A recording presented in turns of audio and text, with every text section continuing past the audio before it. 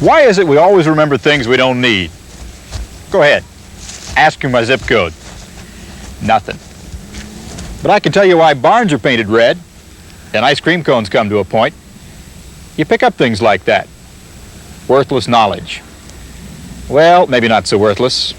People remember and pass it along. That's a stereoscope. Gives you a third dimension or 3D. Take a peep at it. Perhaps we look to the past to find something new. You know, there wasn't any right and left shoes or boots till 1820.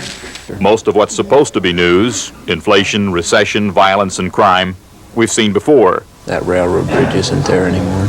It's not really news to us. Are these mannequins? The past, because it sits in the dustbins of the mind, still holds some mystery.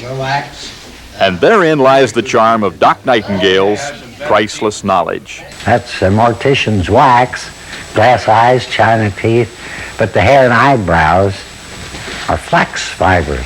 Folks who drop by Doc's General Store in the Lancaster Valley Museum are in for a double treat. At 90, he is older than most of the stuff on the shelves.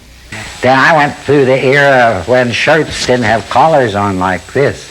He is a museum of the mind. Bye, Doc. So long. Thank you.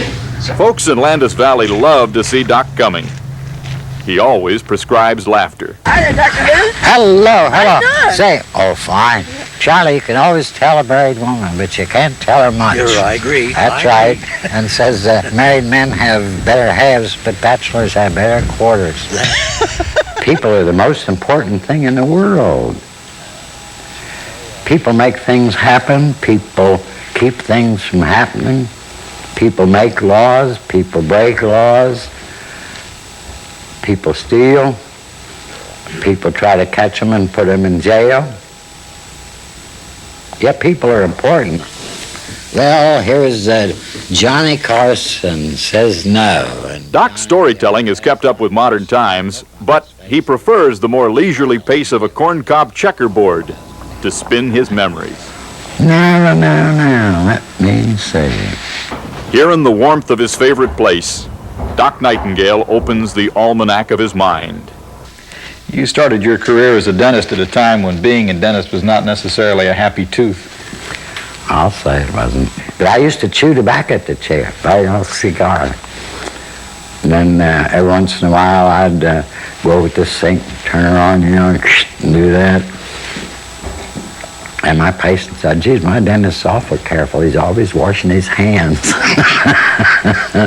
You're a doctor, and yet you smoke a little and you drink a little. No, I drink a lot and smoke a lot. Not a little. Will it shorten your life, you think? Well, it could for 3 or 4 days or a week or two. In the autumn of his life, Doc Nightengale has found an endless spring. Boy, I'm not hankering for the good old days. I like to press a button and have something happen. All right. What's your prescription for a long life? Keep breathing. For today, Bob Dotson, NBC News, Lancaster Valley, Pennsylvania.